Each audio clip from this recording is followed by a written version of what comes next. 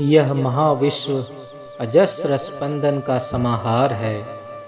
यह जो परिदृश्यमान जगत है, जिसे साधारण रूप से प्रपंच नाम से अभिहित करते हैं, वह मूलतः मानस जगत और अति मानस जगत के अधिक्षेत्र भुक्त है। यह स्पंदन राशि संख्या में असंख्य अनगिनत है, किंतु अनंत नहीं है। यदि वे अनंत होते तो सृष्टि अनंत होती। तब हाँ, तरंग राशियों की संख्या अजस्र अनगिनत है, किंतु वे किसी तरह से अनंत नहीं हैं। मूलतः तीन ही रंग या वर्ण प्रधान हैं: श्वेत वर्ण, रक्त वर्ण और कृष्ण वर्ण।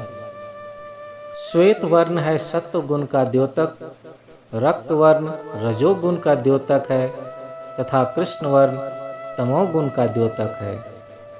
एक अद्वितीय परम पुरुष ही इन असंख्य वर्णों का सृजन करते हैं और इस रंग या वर्ण की सहायता से वे सभी को अपनी ओर आकर्षित करते चलते हैं।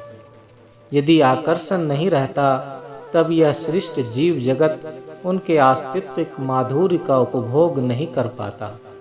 यह एको वर्णो बहुधा शक्ति योगाद वर्णान्यकान् निहितार्थो दधाति विचयति चान्ते विश्वमादौ स देवः स नो बुद्ध्या शुभया संयुनक्तु। जिन एक सत्ता से अनेकों की उद्भूति हुई है, उस एक को कहेंगे आदि कारण या मूल कारण, नॉमिनल। और यह व्यक्त जगत है प्रापंचिक, फेनोमेनल। अब प्रश्न उठता है कि इस वर्णमय विश्व सृष्टि के पीछे कारण क्या है? उत्तर में कहूँगा, इस वर्णमय विश्व सृष्टि के नहीं रहने से पार्थिव मनुष्य कुछ भी उपभोग नहीं कर सकता था और फलस्वरूप इस सृष्टि के वक्ष पर वह बच नहीं सकता था। जैसे मानो एक छोटा शिशु रोता है, उसकी माँ उसे खिलौना देती है जिससे शिशु वह खिलौना लेकर भूला रहे। इस खिलौना को तैयार करने के लिए ही संपूर्ण वर्णों की सृष्टि की गई है। किंतु उद्देश्य क्या है? इस वर्ण सृष्टि के पीछे असल कारण क्या है? इसके पीछे जो उद्देश्य है, जो कारण है, वह एकमात्र परम पुरुष ही जानते हैं। यदि वह उद्देश्य प्रकाशित कर दिया जाए, तब तो भीतर का गुप्त रहस्य ही उद्घटित हो जाएगा।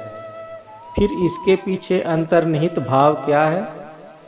अभी असल कारण यदि एक बार जाना जाए, तब तो जीव वर्ण के आकर्षण से मुक्त होने की चेष्टा करेगा।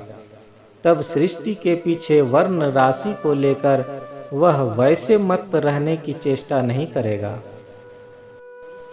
इन अजस्र स्पंदनिक अभिव्यक्ति की बात जो मैंने की थी, वे सभी परम पुरुष में ही समाहित होकर रहते हैं। वे परम पुरुष से उत्सारित होकर फिर उन्हीं में समाहित होते हैं। हम लोग यदि इस तरंग समुद्र का आदि अंत खोजने की चेष्टा करें, तब उन्हीं एक परम पुरुष को ही पाएंगे। अर्थात वही एक परम पुरुष ही सृष्टि के आदि में भी है और अंत में भी है। इसलिए हम सबों की एकमात्र प्रार्थना होनी उचित है, स नो बुद्धया शुभया संयुनक्तु। वे हम लोगों की बुद्धि को शुभ के साथ संयुक्त करके रखें। श्री श्री आनंद मूर्ति, पटना, 5 अगस्त 1978।